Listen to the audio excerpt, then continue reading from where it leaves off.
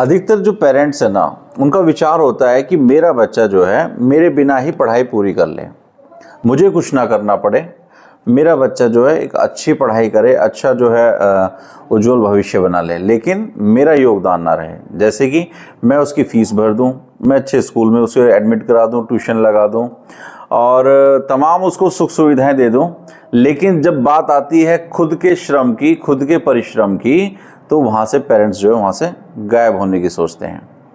जो पेरेंट्स अपने बच्चों को अपना समय देते हैं साथियों, और उन बच्चों के अंदर जो है ना उनकी जो प्रतिभा है वो भी निखर कर सामने आती है, और वह अपने बच्चे को अच्छी तरह से समझ भी पाते हैं कि वह किस दिशा में आगे बढ़ने वाले हैं, उनके अंदर क्वालिटी क्या है, स्किल क्या है।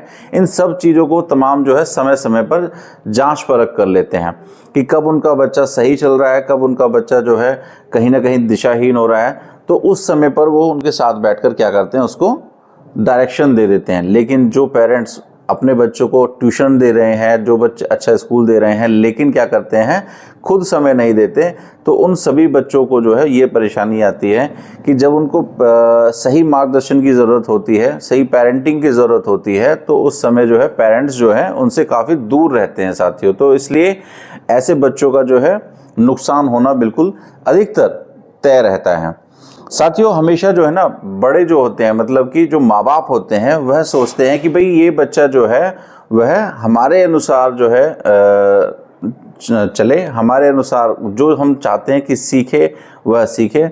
लेकिन साथियों ये संभव नहीं है। क्यों नहीं है? क्योंकि ये महसूस करना जो है ना बहुत ज़रूरी है साथियों कि जो बच्चे जो हैं वो जो सीखते हैं वो स्वतंत्र रूप से सीखते हैं, ना कि गुच्छे में रहकर। कि जब भी आप अपने बच्चे को जो है कुछ चीज़ चाहते हो कि वो अच्छी तरह से जो है एक्सप्लोर करे, तो आप उसको थोड़ा सा फ्रीडम दीजिए साथियों। उसको जो है ना बांध कर मत रखिए कि ये मत करो, ये मत करो, ये क्यों कर दिया, ये क्यों कर दिया। आप उसको थोड़ा सा फ्री छोड़िए, उसका मस्तिष्क जो है ना उसको, उसका जो ब्रेन है उसको डेवलप होने दीजिए। क्योंकि असली जो पढ़ाई का मकसद होता है वो मकसद होता है कि ब्रेन का विकास होना, मस्तिष्क का विकास होना। पढ़ाई का मकसद ही ये है साथियों। पढ़ाई का मकसद ये नहीं है जो आज के जो पुरानी पीढ़ी है, हम जो सोचते हैं कि बढ़िया से पढ़ाई करें, बढ़िया से कहीं जॉब करें। नहीं नहीं, वो एक अलग विषय है। वो हमारे जीवनचर्या के लिए अच्छा है। हमारे जीवन को जो है किस तरह से हम उसको जिएंगे, उसकी जो भौतिक सुविधाएं हैं उनको पूरी करने के लिए हमें धन की आवश्यकता होती है, वो तो सही है। लेकिन अपने मस्तिष्क का सही इस्तेमाल करना और कुछ विशेष कार्य करना, असली जो चीज़ है इस पढ़ाई का मकसद जो है वो यही है साथियों। तो अपने जो बच्चों को हो एक्सप्लोर करने दीजिए, उसको थोड़ा सा स्वतंत्र रखिए, हर चीज़ में उसे टोका टाकी ना करें। टोका टाकी का अर्थ है आप बैकफुट में रहें, आप उसको मार्गदर्शन तो करें, लेकिन क्या होता है कि हम उसको करने ही नहीं दे रहे हैं, उससे पहले हमने उसको टोक दिया कि आपने गलत कर दिया, ये क्यों कर दिया।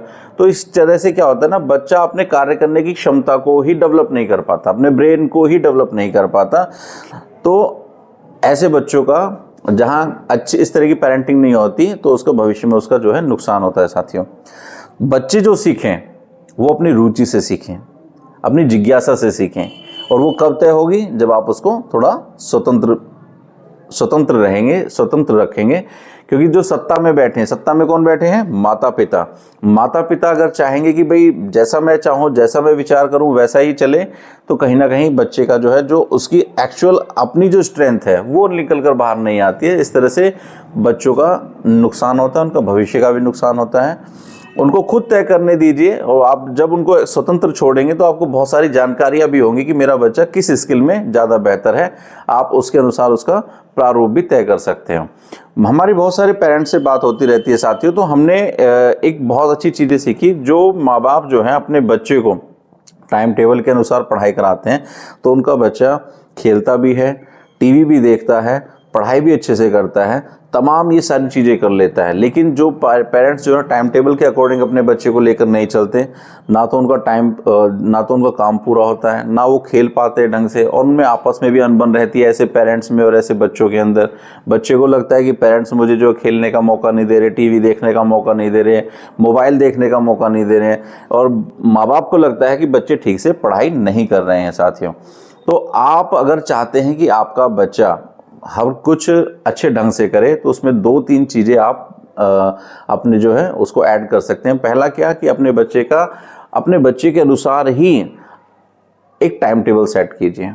बेशक वो गलती करे, लेकिन आप उसको टाइम टेबल के अकॉर्डिंग लाने की कोशिश करें। धीरे धीरे देखेंगे आप 10 दिन में, 15 दिन में, 20 दिन में, महीने में, 1.5 महीने में, 2 महीने में, जब आप लगातार उसको कोशिश करेंगे तो आपका बच्चा जो है क्या करेगा, कहीं ना कहीं आपको जो है अपने आप को जो है समय प्रबंधन के अनुसार ढाल लेगा साथियों। और ऐसा बच्चा जीवन में जरूर कुछ ना कुछ अच्छा करता है। दूसरी बात, जब आप अपने बच्चे को थोड़ा सा बैकफुट पर रहकर उसको सीखने के लिए फ्री कर देंगे, आप अपने उसके फ्रंट फुट में नहीं रहेंगे, तो हमेशा ऐसे बच्चे का ब्रेन जो है वो अच्छी तरह से डेवलप होता है। क्यों? क्योंकि वो अपने ब्रेन का इस्तेमाल कर रहा होता है कि मुझे क्या करना है, क्या नहीं करना, किस तरह से खेलना है, किस तरह से नहीं खेलना है, किस तरह से पढ़ाई करनी है।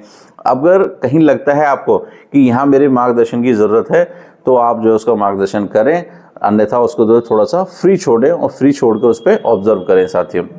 ये 2-3 चीज़ें अगर आप करेंगे और इस तरह से जो वीडियो के अंदर जो बातें बताई गई हैं, इस तरह से अपने बच्चों के साथ में ट्रीट करेंगे, तो आप देखेंगे कि आपके बच्चे के अंदर जो है अद्भुत क्षमता पैदा होगी और बच्चा जो है हंसमुख भी रहेगा, मुस्कुराता हुआ भी रहेगा। जैसे कि जब हमारी पेरेंट्स से मीटिंग होती है तो हम देखते हैं साथियों कि जब हम बच्चों के लिए क्लैपिंग करते हैं, उसकी खूबियों के लिए क्लैपिंग करते हैं, तो उसके चेहरे पे मुस्कुराहट आती है, तेज आता है, उसको भी उत्साह होता है कि मुझे भी आगे अच्छा काम करना है। लेकिन जहां हम उसकी नेगेटिव चीज़ों के अंदर, तमाम नेगेटिविटी के अंदर बातें करना शुरू कर देते हैं, तो कहीं ना कहीं अच्छा बच्चा भी मुरझा जाता है साथियों।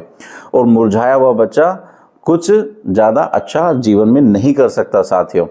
तो आपको अगर चाहिए कि आपका बच्चा कुछ अच्छा करे जीवन में, तो उसकी खूबियों की भी चर्चा करें। हाँ, मैं चाहता हूं कि आप कमियों पर चर्चा करें, लेकिन सिर्फ कमियों पर नहीं, आप पहले खूबियों से शुरुआत करें और उसके बाद में कमियों पर चर्चा करें।